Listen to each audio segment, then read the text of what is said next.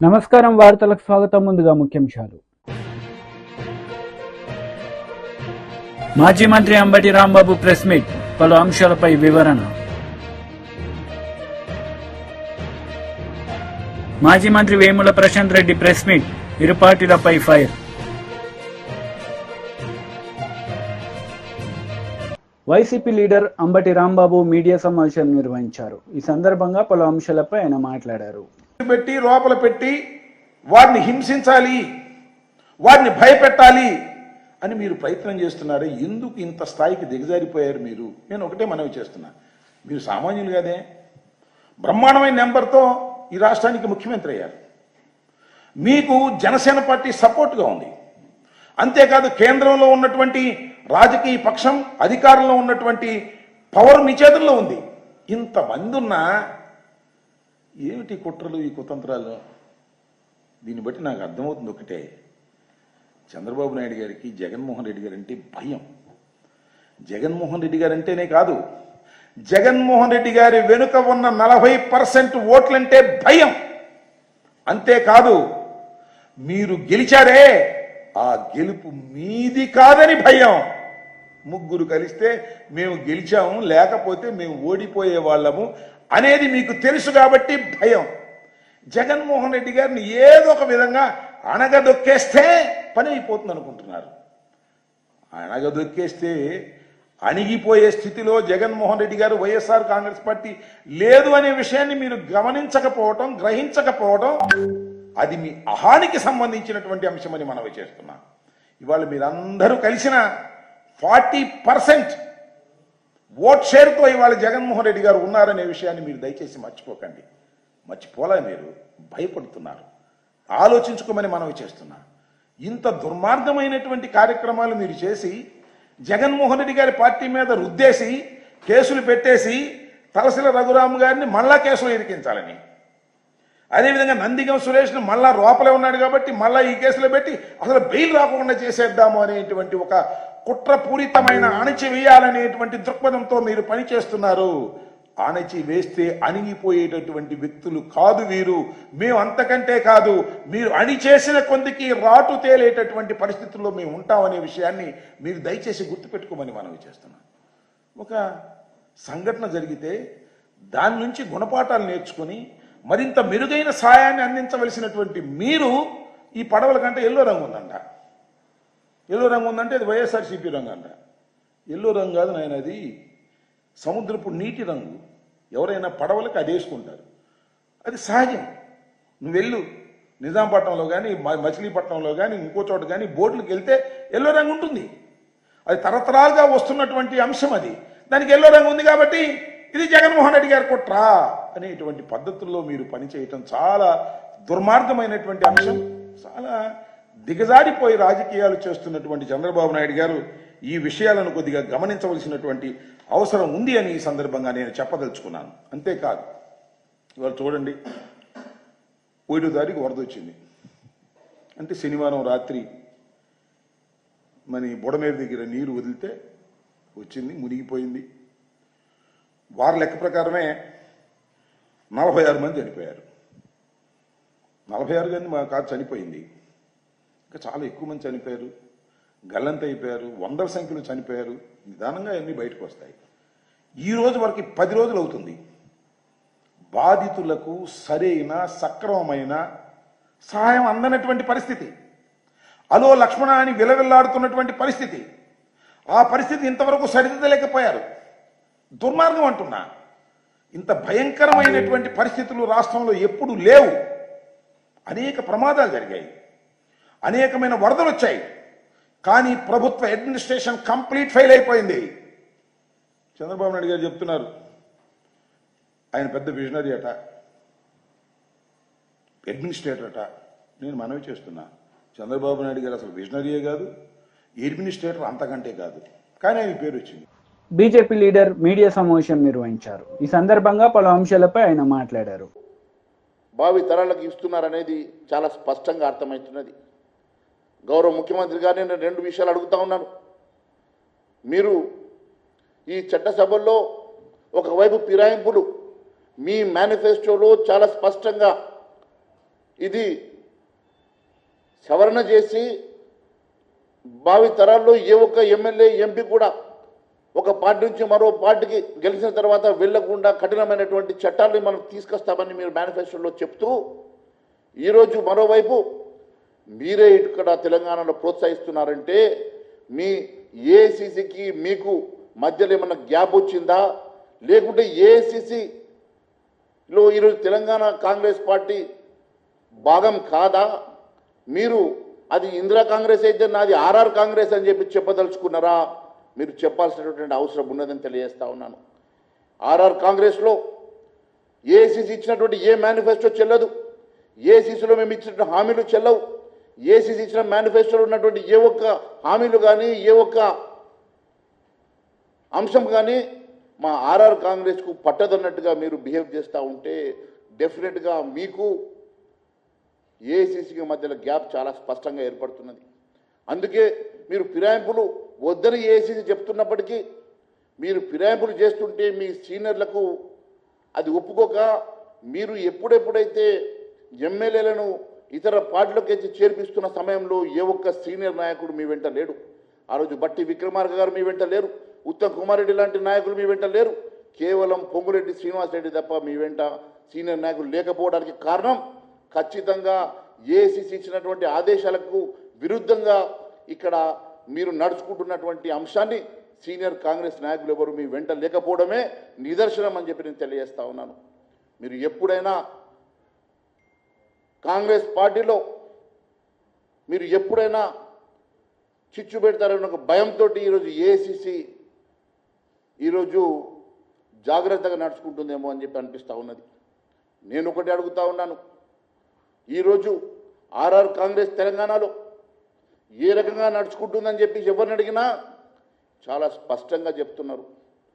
ఈరోజు కేవలం వసూళ్ల కోసం, కేవలం కరప్షన్ కోసం, అవినీతి అక్రమాల కోసం మాత్రమే ఈరోజు మంత్రులు పనిచేస్తున్నారు తప్ప ఈరోజు ఎక్కడ పడితే అక్కడ విచ్చలవిడిగా ఏ అంశం వచ్చినా కేవలం ఆర్ ట్యాక్సా, ఆర్ఆర్ ట్యాక్సా, బి ట్యాక్సా, యూ ట్యాక్సా, సి ట్యాక్సా, రకరకాల ట్యాక్సులతో ఈరోజు తెలంగాణ రాష్ట్రం అల్లాడిపోతూ ఉన్నదని చెప్పి తెలియజేస్తూ ఉన్నాను. ఒకవైపు వరదలు బీభత్సం కూడా నడుస్తూ ఉంటే మీరు ఇక్కడ నిమ్మకు నీరెత్తనట్లు మీ కలెక్షన్లో మీరు నిమగ్నమై ఉన్నారు. ఎక్కడ కూడా సహాయ సహకారాలు అందించకుండా పేపర్కి స్టేట్మెంట్లకు మాత్రమే పరిమితమవుతూ ఉన్నారు. ఎక్కడ పడితే అక్కడ రోడ్లు మరమ్మతులు లేవు, ఇక్కడ పడితే ఇరిగేషన్ డిపార్ట్మెంట్లో మరమ్మతులు లేవు, కొత్తగా శాంక్షన్స్ లేవు, కొత్తగా మీరు ఇస్తామని చెప్పినటువంటి రైతు బంధు కూడా ఇప్పటి వరకు మీరు ఇవ్వలేనటువంటి దుస్థితిలో ఉన్నారంటే మీరు కేవలం ఇచ్చిన సంక్షేమ కార్యక్రమాలు, నడుస్తున్న సంక్షేమ కార్యక్రమాలు కూడా మీరు అమలు చేయకుండా, కొత్త మీరు ఇచ్చినటువంటి హామీలు అమలు చేయకుండా కేవలం మీరు ఈ రాష్ట్రంలో మీరు ఇంప్లిమెంట్ చేసేటువంటి ట్యాక్సులను వసూలు కోసమే ఈ తెలంగాణ రాష్ట్రంలో విచ్చలవిడిగా నడుస్తుందని తెలియజేస్తున్నాను. మిత్రమా, నిజంగా మీకు సోయుంటే, నిజంగా ఈ రాష్ట్ర ప్రజానీకం మీద మీకు ప్రేమ అభిమానం ఉంటే, మీకు గెలిపించినటువంటి మీ ప్రజల మీద కాంగ్రెస్ నేతలు మీడియా సమావేశం నిర్వహించారు. ఈ సందర్భంగా పలు అంశాలపై వారు మాట్లాడారు.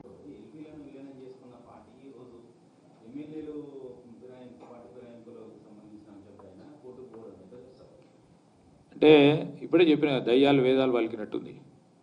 మొత్తం వ్యవస్థలను కూలి చేసిన ఆ వ్యవస్థ, ఆ పార్టీకి సంబంధించిన వ్యవస్థ ఈరోజు మళ్ళా మా మీద ఈ విధంగా అభియోగం పెట్టి, అలిగేషన్స్ పెట్టి రాజకీయంగా లబ్ధి పొందామని ఆలోచన చేస్తే ప్రజలందరూ కూడా చూస్తూ ఉన్నారు.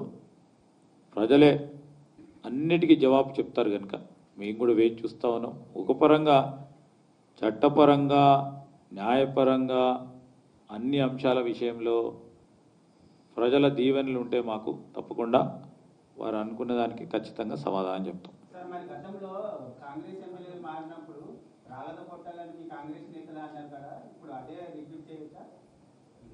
గతంలో కాంగ్రెస్ నుంచి టీఆర్ఎస్లోకి వెళ్ళినటువంటి ఎమ్మెల్యేలని రాళ్ళతో కొట్టాలని ప్రజలని చెప్పారు. ఇప్పుడు కాంగ్రెస్లో వస్తున్న ఎమ్మెల్యేలను కూడా రాళ్ళతో కొట్టాలని కూడా ఇప్పుడు ఆ రోజు ఏ విధంగా తీసుకుపోయినరు? ఏ విధంగా తీసుకుపోయినారు, ఏది ఆశ చూపెట్టి తీసుకుపోయారు, ఏ విధమైన లబ్ధి చేయడానికి, లబ్ధి చేకూర్చే ప్రయత్న భాగంలో ఏ కోణం నుంచి తీసుకుపోయినరో అది దృష్టిలో పెట్టుకొని చేసిండ్రు. ఈరోజు అభివృద్ధి సంక్షేమం జరుగుతుంది, మాకు ప్రాంతాలకు అభివృద్ధి కావాలి, నా నియోజకవర్గానికి అభివృద్ధి కావాలి, నా ప్రాంతానికి సంక్షేమం చేయాలంటే ఇంకా కూడా రాళ్ళతో కొట్టమంటారా ఇవ్వడం? వాళ్ళకి ఏందో ప్రజలకు తెలుసు కనుకనే, మాకు కూడా తెలుసు కనుకనే ఆ రోజు చెప్పడం జరిగింది మా ప్రతిపక్ష నేతకు సంబంధించి. ఏమంది గౌరవ హైకోర్టు, ఏమంది దానిలో, ఏమంది ప్రక్రియను మొదలుపెట్టమంది, ఏమంది దానిలో ఏమో పోయి రేపు పొద్దున నిర్ణయం చేసుకొని నిర్ణయం ఈ విధంగా ఉంది, ఈ విధంగా అమలు చేయమని అందా? అదండి 4 వీక్స్లో ప్రక్రియను మొదలుపెట్టమంది, నాట్ నిర్ణయం. స్పష్టం ఇది. ఈరోజు మేము చెప్తా ఉన్నాం ప్రక్రియను మొదలుపెట్టమంది. కోర్టుకు సంబంధించి ఆ అధికారం కూడా, ప్రక్రియ మొదలుపెట్టే అధికారానికి సంబంధించిన అంశం విషయంలో కూడా లీగల్ ల్యూమినరీస్ ఈరోజు న్యాయపరంగా ఉన్న అనేక మంది ప్రముఖంగా ఉన్న న్యాయవాదులు కూడా దాన్ని కూడా సమీక్షిస్తూ ఉన్నారు. ఎంతవరకు న్యాయస్థానాలు ఈ 10th షెడ్యూల్కు సంబంధించిన అంశం విషయంలో న్యాయస్థానాలు లెజిస్లేచర్కు సంబంధించిన అంశం విషయంలో డైరెక్షన్ ఇవ్వచ్చా రాదా అనే అంశాన్ని కూడా సమీక్ష చేస్తూ ఉన్నారు. తప్పకుండా ఆ కోణంలో గురించి కూడా అందరూ ఆలోచన చేస్తారు. ఎంతవరకు రాజ్యాంగం నిర్ణయం చేసిన అధికారాలు, ఆ అధికారాలకు సంబంధించిన లిమిటేషన్స్, ఆ లిమిటేషన్స్ సంబంధించిన ఎంతవరకు వారు ఓవర్లాపింగ్ చేయకుండా రాజ్యాంగ స్ఫూర్తిని కాపాడే ప్రయత్నం చేయాలి. 10th షెడ్యూల్లో ఏమంది, 10th షెడ్యూల్లో ఎక్కడ కూడా ఫలానా రోజులలో చేయాలే నిర్ణయం అని స్పెసిఫిక్గా ఎక్కడ కూడా పేర్కొన్నారు. బీఆర్ఎస్ లీడర్ మీడియా సమావేశం నిర్వహించారు. ఈ సందర్భంగా పలు అంశాలపై ఆయన మాట్లాడారు. ఉంటారు అని చెప్పి ఫస్ట్ ఈ కాన్స్టిట్యూషన్ బాడీ, తరువాత నెక్స్ట్ ఏముంది, ప్రాసెస్ ఆఫ్ ఎలక్షన్. అసలు దాంట్లో ఉన్నదే ప్రాసెస్ ఆఫ్ ఎలక్షన్. ఇక్కడ ఎలక్షన్ అని క్లియర్గా ఉంది చూడండి. కానీ దురదృష్టవశాత్తు నిన్న జరిగింది, నిన్న పిఏసి కమిటీ కావచ్చు, చైర్మన్ నియామకం కావచ్చు, ప్రాసెస్ ఆఫ్ ఎలక్షన్లో జరగలేదు, సెలక్షన్లో జరిగింది. ఎలక్షన్లో జరగాల్సిన కమిటీ సెలక్షన్లో చేసుకున్నారు. ఈ ప్రాసెస్ ఆఫ్ ఎలక్షన్లో ఏమంటారంటే ఇదండి, a motion is moved in the legislative assembly calling upon members of the house to elect from among us themselves to the public accounts committee. ఒక మోషన్ మూవ్ చేయాలి అసెంబ్లీలో అన్నారు. After the motion is adapted,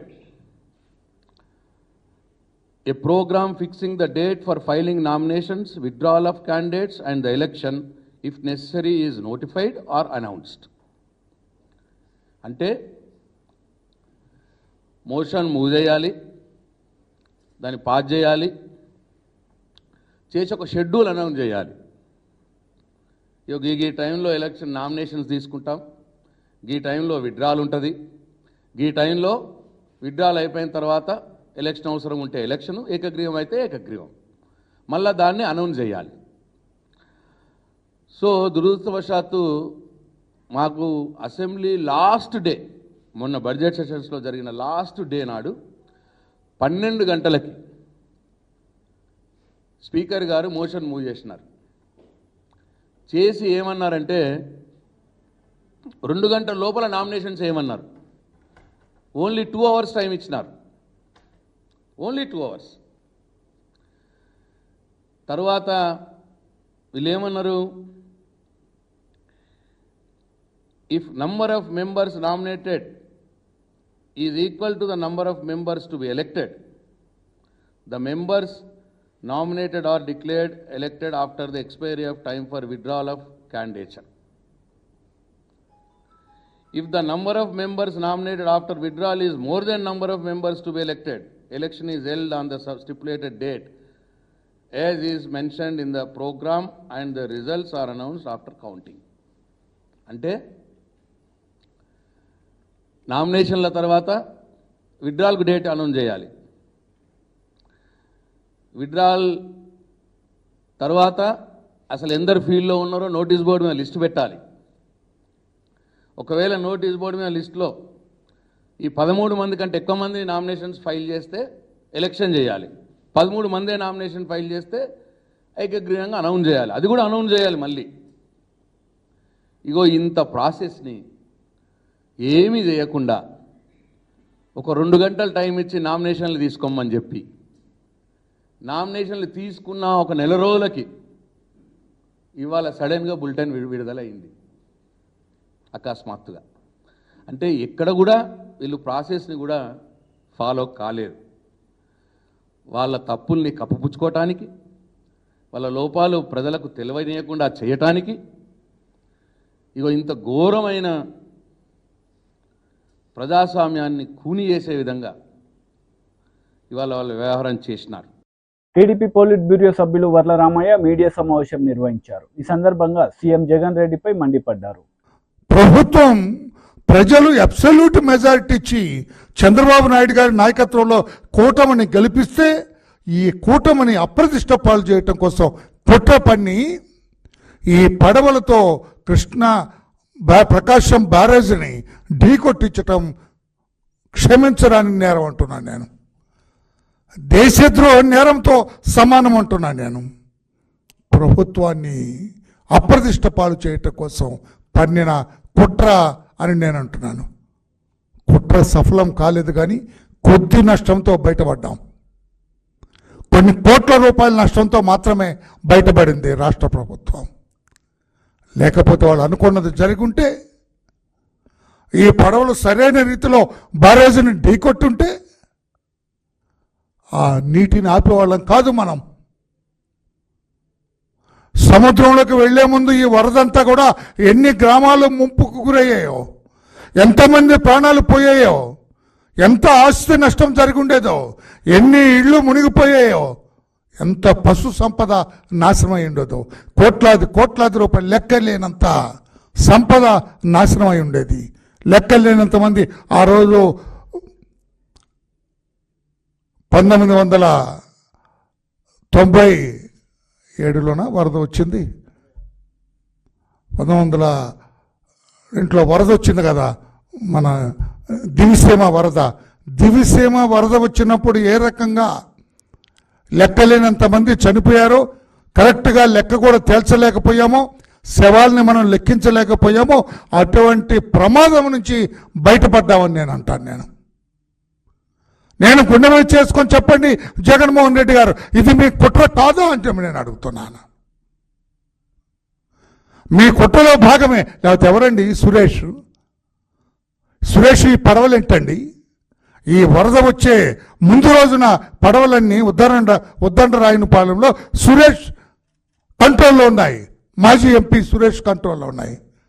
అటువంటి పడవలు మరలా ఈ గొల్లపూడి సైడ్కి వచ్చి, గొల్లవీడిలో ఈ ఉదయశ్రీ ఉషాశ్రీ ఎవరైతే ఉన్నారో, ఈ తలసల రఘురామ్ గారి పార్ట్నర్ అతను, వ్యాపార రిలేషన్ అతను, ఈ రెండో వ్యక్తి ఇక్కడ చాలా క్లియర్గా వాళ్ళు మెన్షన్ చేసినారు రిమాండ్ రిపోర్ట్లో కూడా.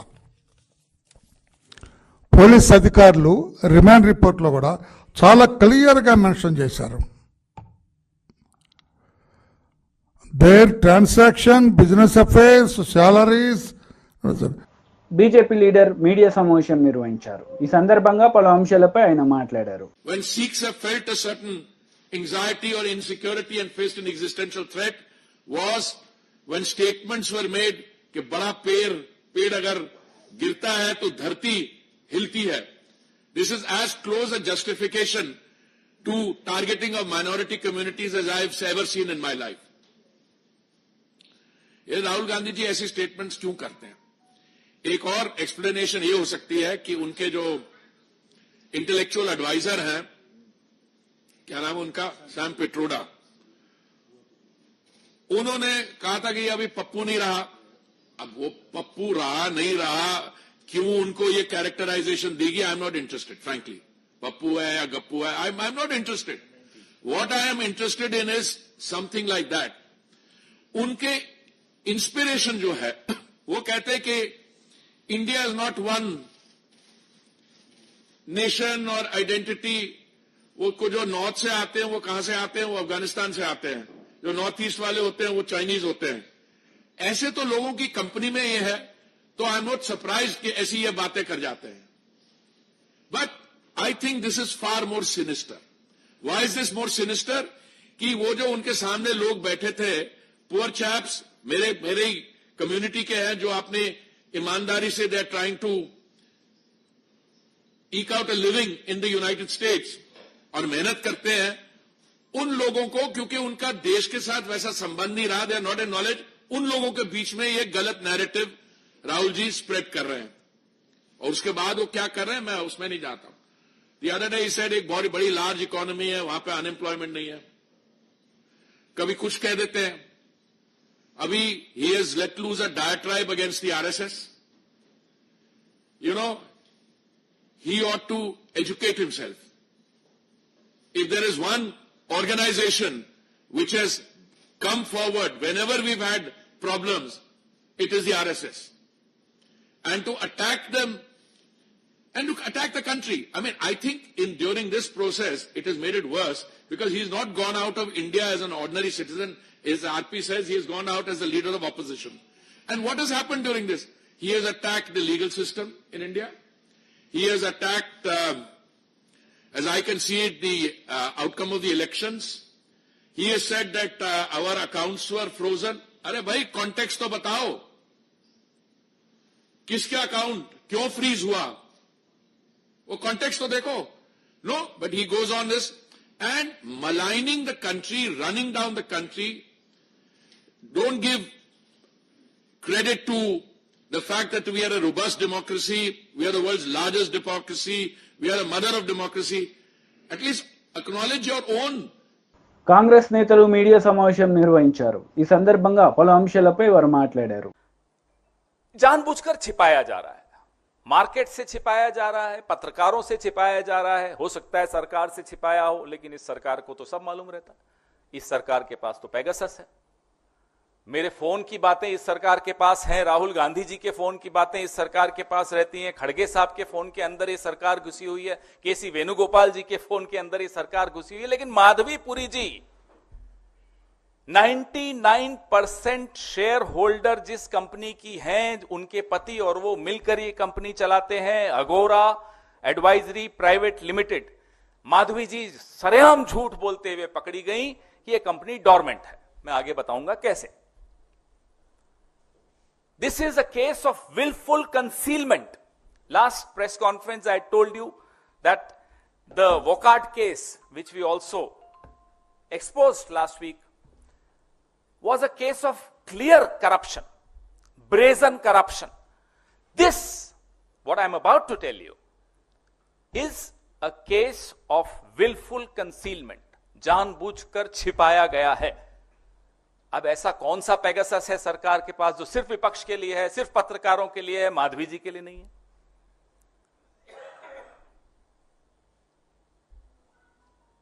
जो सवाल हमारे सबके दिमाग में आया कि 99% शेयर अघोरा का माधवी जी के पास है, उनके पति और उनकी जॉइंट कंपनी है, तो ऐसी कौन सी कंपनीज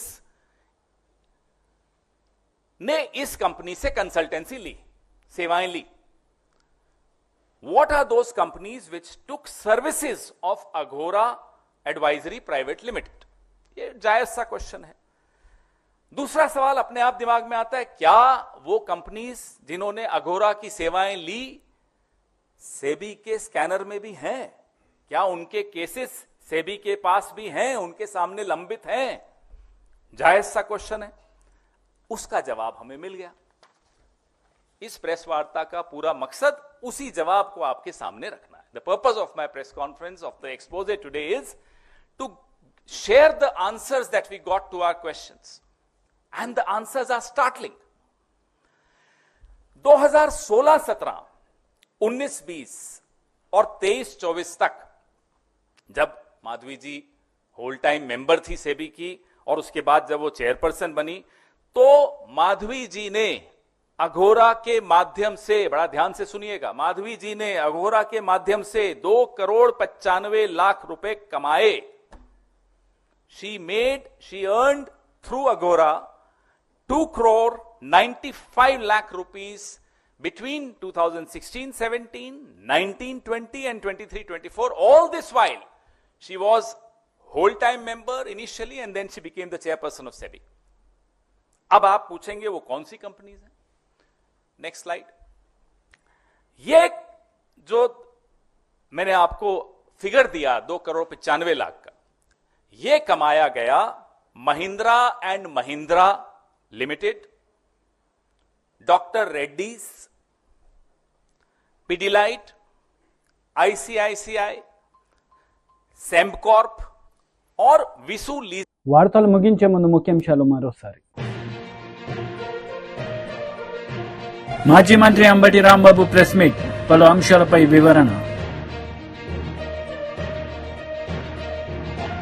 మాజీ మంత్రి వేముల ప్రశాంత్ రెడ్డి ప్రెస్ మీట్, ఇరు పార్టీలపై ఫైర్.